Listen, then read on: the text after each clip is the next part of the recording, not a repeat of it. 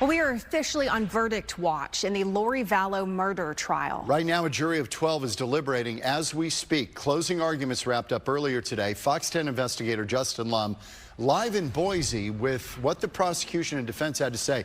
Just quickly, Justin, the jury is still meeting right now. Apparently, pizza's been ordered, and they're still working at this hour.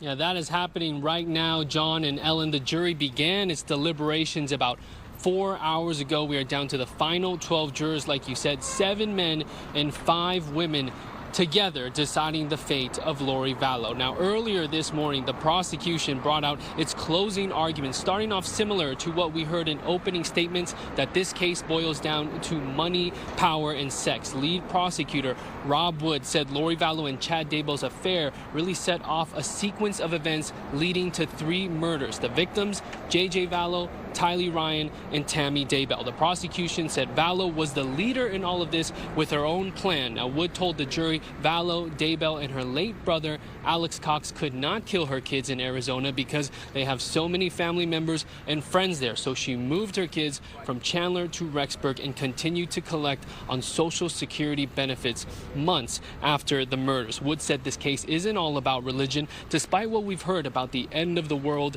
dark spirits, and zombies, he says the issue is that Lori Vallow allegedly used her beliefs to justify murder. Vallow's attorney, Jim Archibald, he got up and had his turn with the defense for closing arguments, and he basically pinned the crimes on her husband, Chad Daybell, her alleged co-conspirator. The defense didn't call one witness at all, as you remember, and so they painted Vallow as the victim today. Archibald even got emotional at times, saying that Lori Vallow looked to Daybell as Jesus, and it was a mistake to follow him, blaming Chad Daybell for her remarkable change. So take a listen to some of today's closing arguments. We'll start with the prosecution and then the defense. There is no question that Tylee Ryan, J.J. Vallow, and Tammy Daybell were murdered. Who is the common thread? Lori Vallow. What does justice for these victims require? It requires a conviction of each and every count. Look at the timeline. Ladies and gentlemen, go back through the elements, go back through the evidence, and you must convict her. She wants to tell the world how much she loves Jesus. She wants to tell you that she personally met him on more than one occasion. But is Lori a leader, or is she a follower of Chad?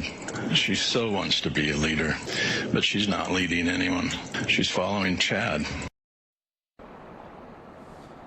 And Archibald also told the jury that there is no proof that Vallow actually killed any of these victims. Now, meanwhile, like you said, John, pizza was delivered a little while ago. The jurors taking a bit of a break, getting some dinner, and it looks like they will get back to it from what we know, and we will keep you guys updated on if and when a verdict is reached. Live in Boise, Justin Lum, Fox 10 News.